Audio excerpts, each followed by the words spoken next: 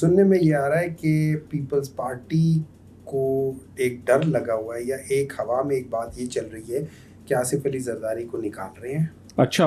और दूसरा ये है कि 18th अमेंडमेंट को रिवर्स कर रहे हैं, 28वीं ला रहे हैं, 28वीं ला रहे हैं, उसको रिवर्स कर रहे हैं। जो पावर्स हैं, फाइनेंशियल पावर्स है, वो फेडरल के पास आ जाएंगी।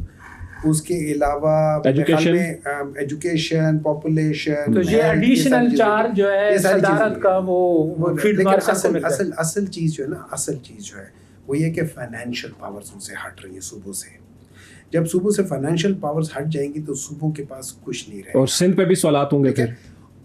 सिंध देखें जाहिर है पीपल्स उनका पार्टी असल जो इनकम ही वहां से हो रही है ना, वो इनकम खत्म हो जाएगी। वो क्या करेंगे? वो लोग क्या ये करेंगे? आपकी बात 100% सही है। गलत काम होना है या नहीं होना, लेकिन मौजूदा हालात इसी तरह चल रहे हैं। मेरे लिहाज से मुझे अंदाजा बड़ा अच्छा काम किया। मुल्क का कोई बंदा नहीं छोड़ा जिसको उसने प्राइज न दिया हो। जो तकरीब हुई है सदर हाउस में। देखिए इसमें यह है कि मेरा एक वो है, एक प्रोफेशनल आदमी को आप जरूर उसकी कारकर्दगी दें।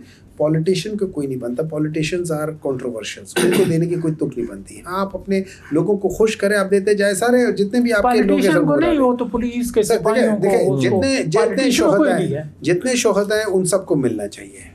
आई एग्री। उनको बल्कि उनके शोहदा तो ऐसा कभी नहीं हुआ। लेकिन तकरीब ऐसे टाइम पे हुई है ना, सवाल उठ रहा है कि अचानक इस तरह की तकरीब आप बता रहे हैं। अचानक हुई है। हाँ, अचानक हुई है। देखिए मेरा नहीं ख्याल कि ये तकरीब टोटल आई डोंट नो कि if Asif Ali Zardari single handedly ये कर सकते नहीं कर सकते, ये कोई क्या चीज नहीं, सिंगल हैंडेड नहीं कर सकते। सदर रियासत है, सदर रियासत हुकूमत होती है, तो इसमें वो होती है ना, तो